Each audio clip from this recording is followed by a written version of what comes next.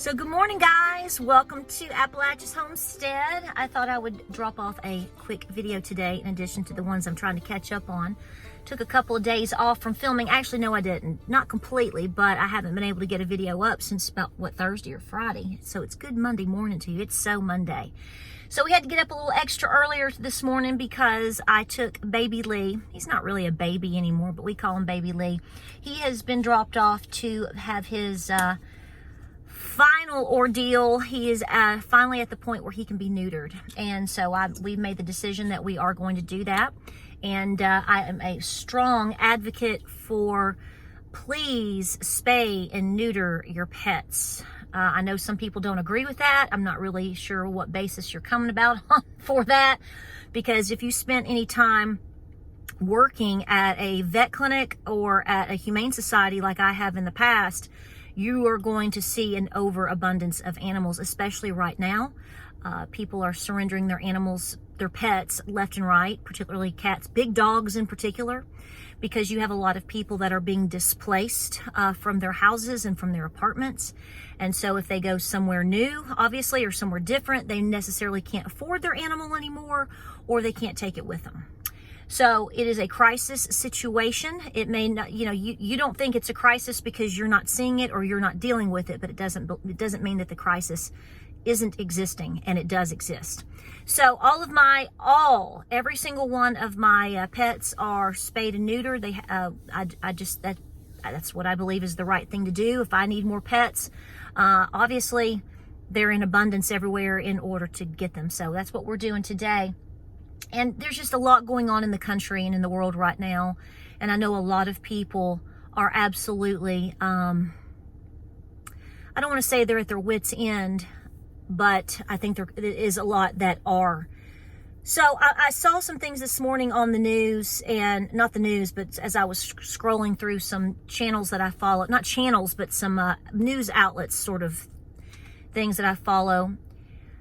Why aren't we sending, what's going on with Hawaii? Are we helping them? Can you imagine right now? I mean, I don't know, maybe I've missed something. I don't know. I mean, look at Hawaii, look at Maui right now. And then there's been a conversation about sending more money to help with the immigration situation for the immigrants down in Texas. Can you imagine what you would do in your community or your part of the state, or maybe or in your town, if somebody stood up and said, you know what, instead of sending $3 billion to help non-citizens of this country, we're going to send you $1 billion, and we're going to send you $1 billion, and we're going to send this town $1 billion, and we're going to send this organization $1 billion. Can you imagine the turnaround in this country that we would have experienced? I mean, if we're going to go broke, shouldn't you at least try to help your people first? I mean, we are broke. We are broke. You know this. I'm speaking to the choir. So this video is sort of resonating probably back and forth with you in terms of all of the incredible things that we're seeing, and we have for a long time, but everything's coming to a head. See, please understand that if you are on the receiving end of the taxpayers' money, even if you don't think it's that much, understand that the folks that are working and that are giving you our money, well, we're not giving it to you. It's being taken from us and then turned around and given to wherever the wind blows, sort of deal. Understand that you can only squeeze so much blood from a turnip. So here's where I'm going with this. What are you going to do when that stops? When there's nothing to give? I'm going to go out on a limb here, and I'm going to say something, and it's probably going to offend people. But it's the truth, and it's a conversation that I've had with some very close individuals that I know that are, they're Eastern Band Cherokee tribal members. And just like anything else, so there's a video that came out over the weekend, and it was basically talking about and showing you around specifically Cherokee, North Carolina. Now, that's not Cherokee County. Understand the difference. That's not Snowbird or Robbinsville. That's literally right in within Qualla boundary. What Peter Santinello, he's got a great channel, so I don't have any beef with that. I don't have any beef with him. I don't have any beef with the video. I really don't have room to speak. I'm not a tribal member. I want to make that clear. I've said that many, many times. But it's very obvious. Everybody knows that a lot of the money, the per cap, all these things that you're seeing for the Cherokee and all the growth that's happening comes from the casino. A lot of it, not all of it, but a lot of it, from what I understand. And the thing is like I've said to Miss Lou, and she will tell you as well. See, she's old school, working woman, old school. What happens when that doesn't happen anymore? So here, and this actually applies to anybody. If you're receiving money from something that's basically, and this can come from you owning a small business, this can come from you having a good job, this can be from you receiving funds from people spending their money at a casino. What happens when your livelihood and if the success of your home and family very much relies upon that money and that how that is set up? What happens when that stops? What happens if it stops? What are you going to do? So I'm not just talking to people that are receiving, certain funds from certain places. I'm being very generic on purpose. But I think about this all day long. And you know what? You can say the same thing about me. You can say, what happens when YouTube shuts down? Oh, I know. Oh, we all know. What happens if my husband could lose his job? What happens if your husband loses his job? What happens if you become disabled and you can't work and there's no disability for you? Do you see what I'm saying? We are all most of us, especially the ones that are paying all of these taxes, we are in a very, very vulnerable state, more so than we've ever been, that we can really, truly recall. Anybody walking and breathing right now. We really are. This is why I push you, me. I mean, I stayed up till after midnight last night canning. I'm exhausted, but the day goes on. There's work to do. Take advantage of every opportunity that you are being given, no matter what it is, to make good decisions with your money. I'm going to say it. Don't be stupid. Don't spend your money. Pay off your debts. Be very good at building a pantry and rotating that pantry. Not everybody can grow food.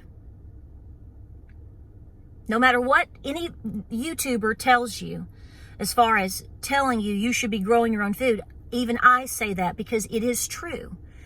But the reality is are you really going to be growing enough to feed you till the next harvest season?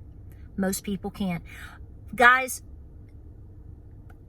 2 to 5% of the population in this country, and I'm only speaking about this country, is probably actively growing any type of food that can sustain them even in a small time. You know what I'm saying? And even if you could, and even if you did, your diet would be very restricted. I know our ancestors did it, but at the same time, you have to remember, they also hunted, they also fished, they also foraged. They knew where the berries were. They knew how to do all the things that most of the population just absolutely has no idea about.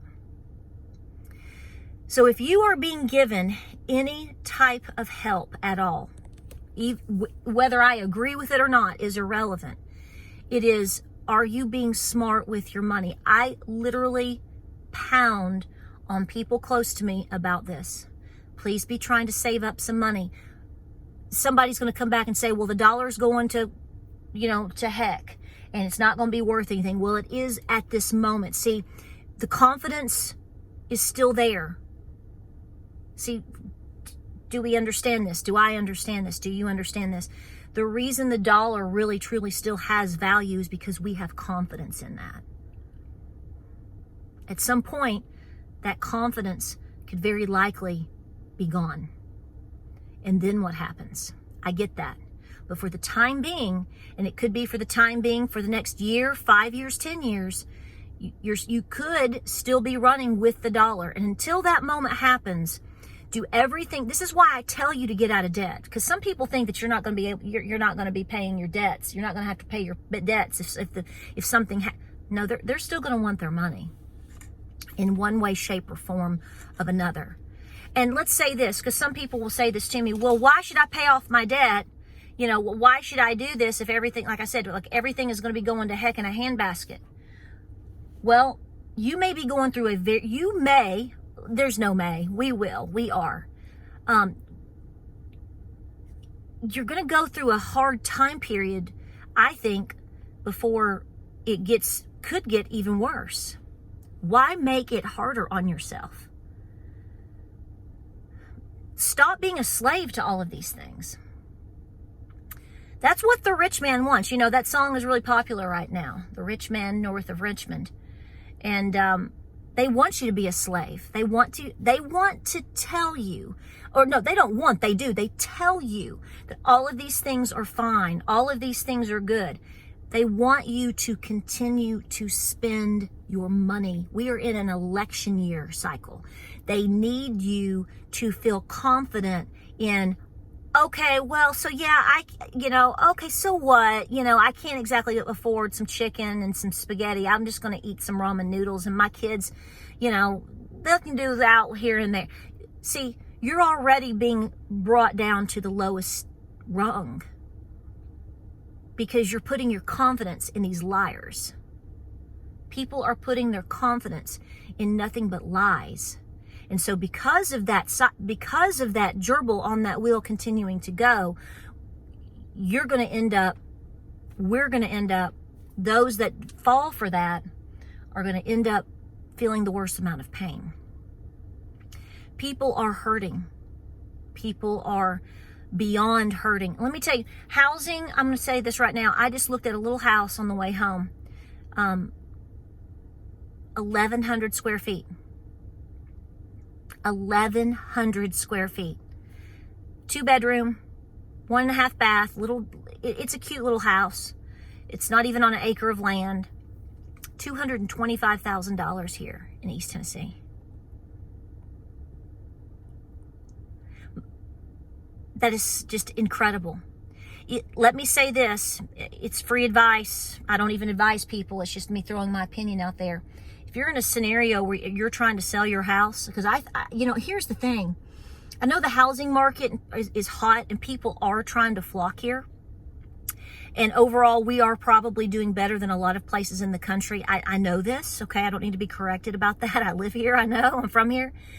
But I will tell you that we have been noticing for the past 2 months that we are watching houses that go up for sale. They're staying for sale. Interest rates are killing people. It's killing their bank accounts. And, here's the thing, depending on how you go, who has $20,000, $30,000, $40,000 right now to throw down on a down payment on a house, depending on their situation, especially if they're not a veteran? How are people supposed to do that? How are people supposed to work, pay their school loans that they and deal with inflation, and then pay for daycare for their children? Now, I don't have sympathy for people. I think that in terms of the school loans, I think that if you took out a school loan, that's your responsibility. I shouldn't have to pay that. But I do have some compassion for people and empathy for people because things have gotten so bad so quickly over the last 2 years. We've been talking about this for a long time. Here's the thing. People like me, people like you, we can't continue to foot the bill for all of this. We certainly can't continue to foot the bill for paying for Xanadu and everything else when we've been betrayed. The country is literally being invaded, and we're watching our people in Maui. Who's helping? What's going on?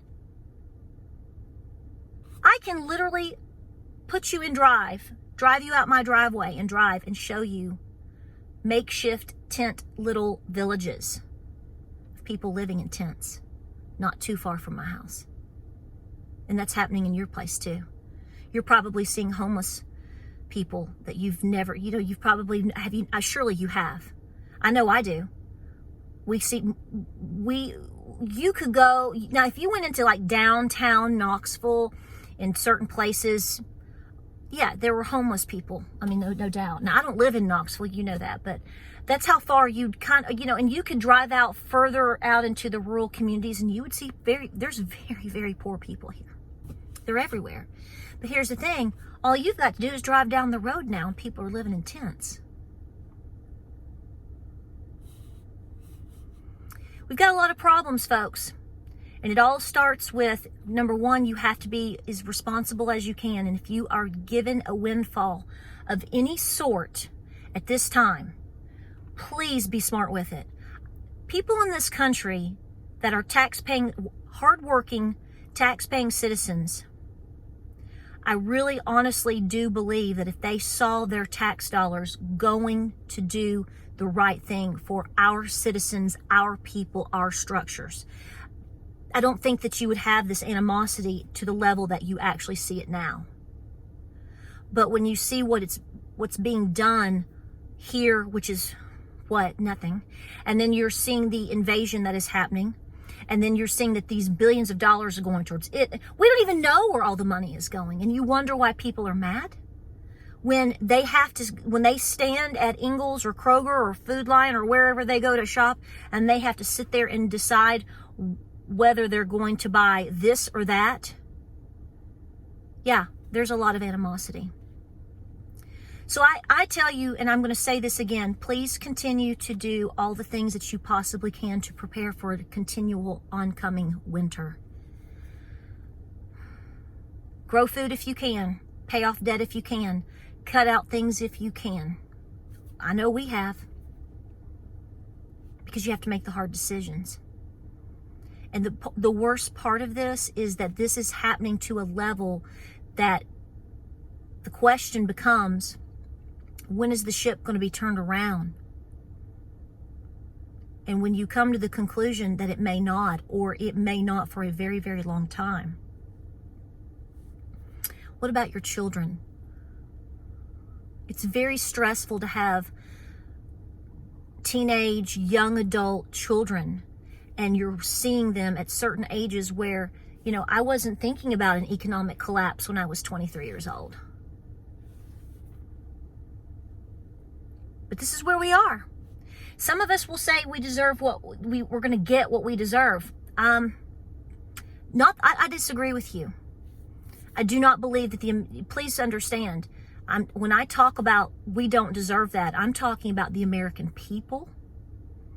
If you're coming from because I've seen comments from people from different countries that have a great hate for us.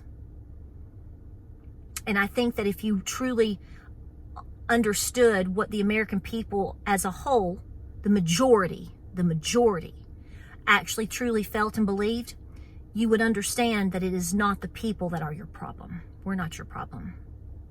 We're not. We want to be left alone. We want you to be left alone. We want our military here protecting us. We want to work and raise our children and be in peace. We want to be prosperous. We want you to be prosperous. We don't want anything to happen to you. That is what the majority of the American people feel and believe.